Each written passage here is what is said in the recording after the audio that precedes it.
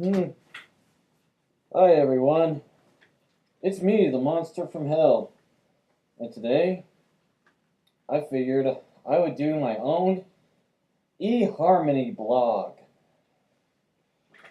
Now let me get up close to the camera here.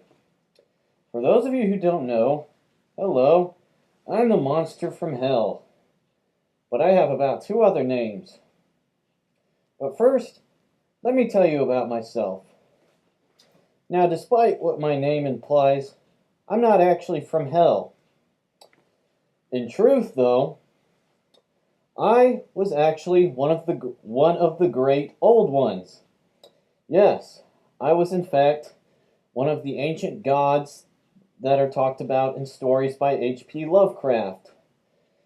I hung out with other gods like Cthulhu, Dagon, Bokron, Zoth Amag, Aldrich Naka, those kinds of guys. But eventually, and even I had my own name. I was Jig Martos, the conqueror of the sky. I actually had my own. I was basically like a huge. I was basically like a huge pterodactyl with mandibles, and I was basically like a huge pterodactyl with spider-like mandibles. But you see, I was the longest living of the great old ones, and because of that, they all died, and I was the last one alive, and I was pretty lonely for a while, because the great old ones basically traveled from dimension to dimension. However, I came across this fellow who called himself Jehovah,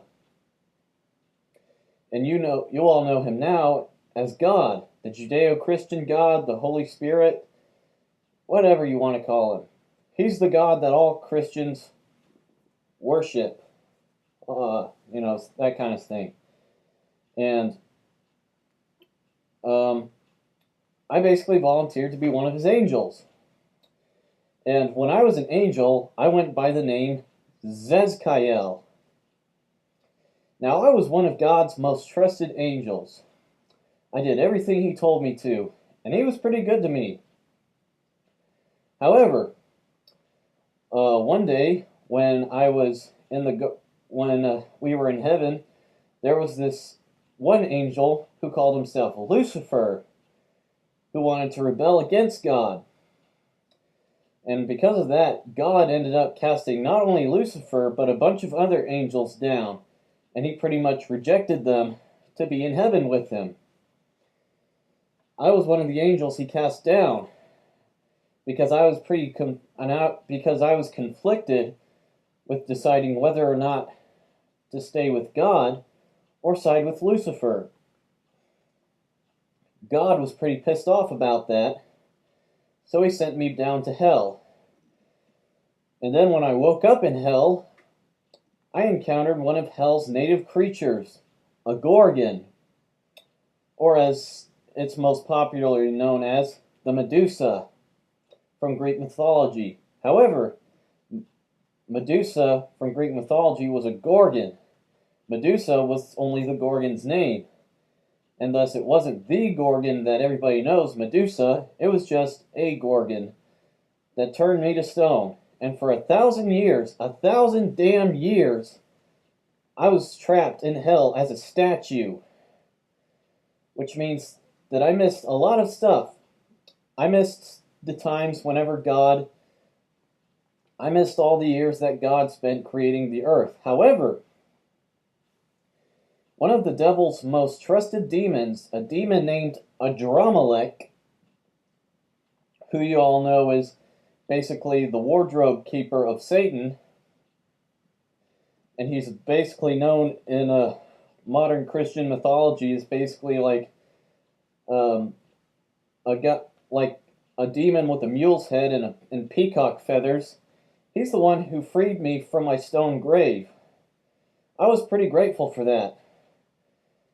But then, because of being stuck as a statue for so long, I lost a lot of my godly powers.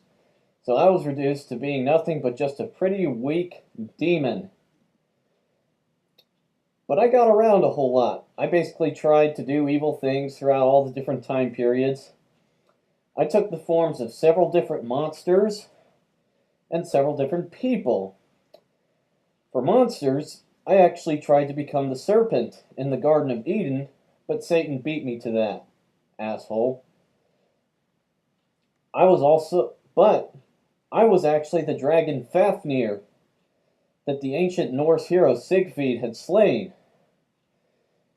And on top of that, I took the form of a giant tarantula living in South America for a while, and I basically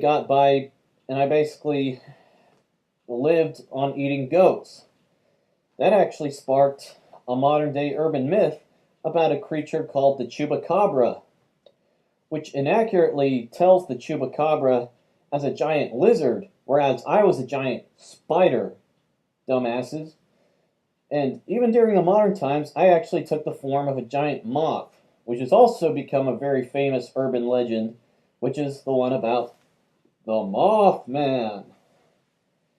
I tell you, humans can be pretty stupid sometimes. But, in another cool thing, I was even the Grim Reaper for a little while. I wasn't for very long, though, because that responsibility belongs to the angel of death, Azrael, who I was pretty good friends with, despite the fact that I had been cast down from heaven. Now, as far as people goes, probably the most famous of people that I've taken the form of is Vlad Tepes of Wallachia. Vlad Tepes, who would go on to become most famous known as Vlad the Impaler, was a Wallachian prince who gained a barbarous reputation, and I was him. It was pretty fun disemboweling people and impaling them on spikes and drinking their blood, but what people didn't actually know was that Bram Stoker made the novel Dracula based on me for a reason. Because I was an actual vampire, although I kept it secret from the public for a very long time, and not one of the single history teachers actually knows that Vlad Tepes was actually a real-life vampire.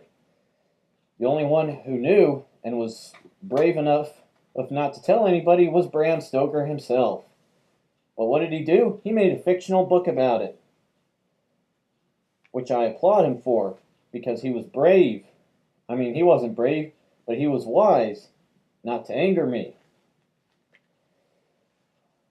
During World War II, I actually took the form of a Nazi commander by the name of Heinrich Himmler, better known as Death's Head.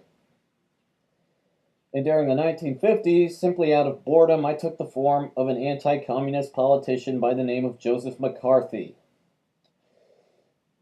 After a while, I got tired of taking possession of people and reincarnating myself as evil human beings. So I decided to lay low for a while. But in 1999, there was a group of really dumb teenagers who thought that it would be cool to dig up the book of the great old ones, the Necronomicon.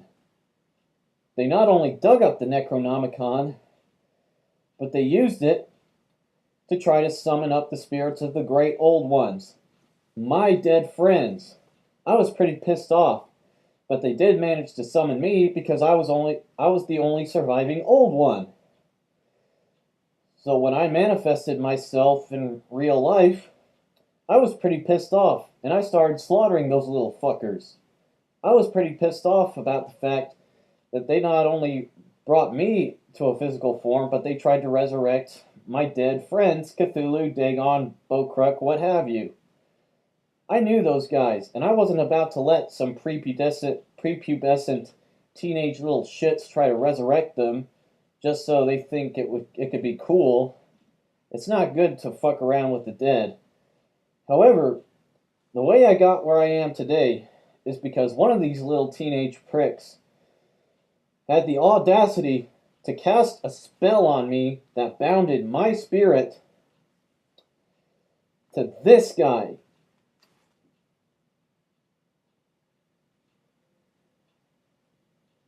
Ugh.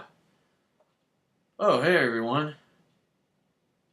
Oh, right, this is the Monsters Eharmony blog. Yeah, I forgot all about that.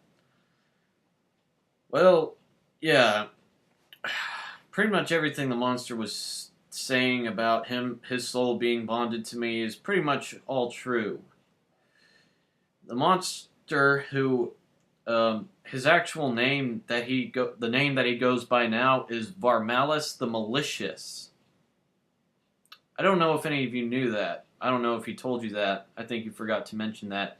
But yeah, the name that he goes by now is Varmalis the Malicious. Yeah, in that order. But yeah, his soul got bonded to mine, and even though it does kind of. It can get kind of annoying hearing him talking in my head a little bit, but me and him get along okay. And plus, he makes me he makes me a lot mentally stronger, and he makes me a lot more physically stronger as well. So I don't have any trouble having some old ancient evil demon god being bonded to my soul or anything. I'm perfectly okay with that. I wasn't at first. I was actually kind of freaked out about it, but he actually turned out to be a pretty okay person. So yeah, I figured I'd better get back to him. See you guys later.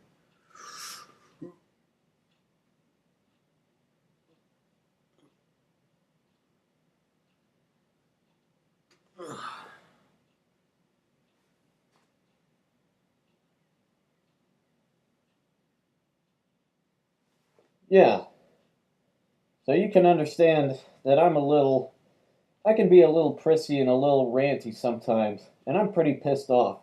But hey, you know what? I'm one of the oldest beings on the face of the earth, and over time, I've grown to accept all the bad stuff I've gone through. Despite being rejected by both heaven and hell, being reincarnated as a bunch of different monsters and people on Earth, I guess I can't really complain just having my soul being bonded to this one guy for a while. Either way, I guess I'm pretty content where I am now. You see, the thing about all these other demons is that they you got all these other demons that you hear about in like movies and books who want to take possession of people. You got, there are guys like Pazuzu and Kermajde who want to take possession of these poor young girls that they made movies about, like The Exorcist and The Exorcism of Emily Rose and all this other BS. And I just hate these guys because they want to take possession of these poor innocent girls and just for their own amusement. I don't like that. I mean, yeah, I took possession of this guy, but it wasn't even my own fucking choice. I wanted to lay low and just be happy for a while, but you know what? We don't all get what we want. Well, but you know what? I am starting to get a little lonely, and it's not cool being bonded to this guy for a while. So if there's anybody out there who's interested in me, then please let me know. I do plan on submitting this video to eHarmony, and I hope there are some of you out there who can sympathize with me and who can share my love of, well, damn, I love a lot of things. Not just cats. Cats! No, I'm not going to do that. Yeah, but this is me. I'm the monster from hell. And this is my eHarmony blog. I hope you all enjoyed it. Have a pleasant day.